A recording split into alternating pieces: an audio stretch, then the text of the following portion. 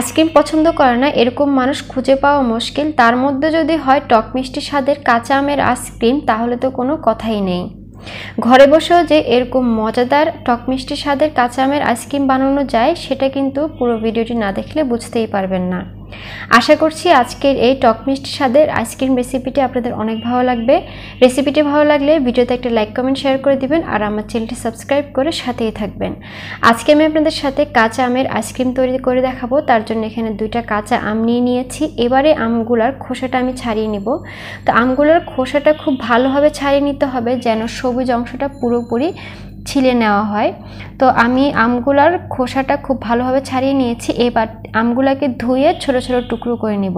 ছোট ছোট টুকরো করে নিলে কি হয়, আমটা খুব সহজে সিদ্ধ হয়ে যায় আর ব্লেন্ড করতেও সুবিধা হয়। তো আমি সবগুলো আমকে ছোট ছোট করে এভাবে করে টুকরো করে নিয়েছি। এবারে টুকরো করা আমগুলো একটা পাতিলে নিয়ে নিয়েছি। এরপর এর মধ্যে 1 কাপ পরিমাণ পানি দিয়ে দিব। পানিটা দিয়ে আমি চুলাটা জ্বালিয়ে দিব, আর এই আমটাকে খুব ভালোভাবে সিদ্ধ করে নিব। কাঁচা আম সিদ্ধ হতে বেশি সময় লাগে না, অল্প কিছুক্ষণ জাল করে নিলে হয়ে যায়। আমি 2 থেকে 3 মিনিট জাল করে নেওয়ার পর একটু চেক করে নিচ্ছি আমটা খুব ভালোভাবে সিদ্ধ হয়েছে কিনা। আর আমার আমটা কিন্তু খুব ভালোভাবে সিদ্ধ হয়ে গিয়েছে। এবার এটাকে চুলা থেকে নামিয়ে পুরোপুরি ঠান্ডা করে নিব।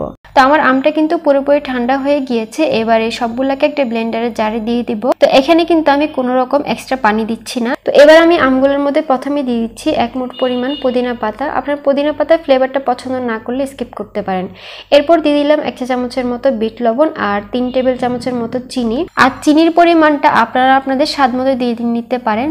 তো এবারে সবগুলো খুব ভালোভাবে ব্লেন্ড করে নিয়েছি। ব্লেন্ড করে নেওয়ার পরে কিন্তু মিশ্রণটা একদমই স্মুথ হয়েছে। তবুও আমি এই মিশ্রণটাকে খুব ভালোভাবে চেলে নিব, কারণ চেলে নিলে আইসক্রিমটা খেতেও ভালো লাগে আর আইসক্রিমটা অনেক সফট হয়।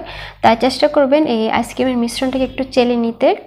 তো আমার কিন্তু মিশ্রণটা খুব ভালোভাবে চেলে নেওয়া হয়ে গিয়েছে। এগুলা ফেলে দিব। এবার হচ্ছে এই মিশ্রণটার মধ্যে চিনিটা চেক করে নিব। যদি চিনির পরিমাণ কম হয় তাহলে একটু দিয়ে নিব।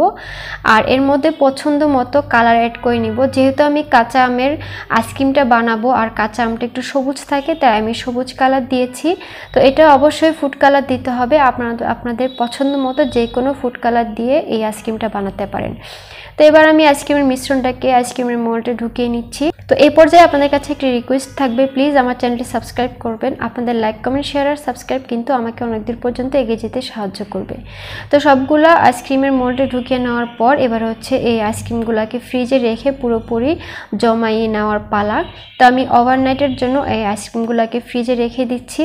তো প্রায় 8 থেকে 10 ঘন্টা পর আমি আইসক্রিমগুলোকে ফ্রিজ থেকে নামিয়ে নিয়েছি। এবার আমি আপনাদের মোল্ড আউট করে দেখাবো।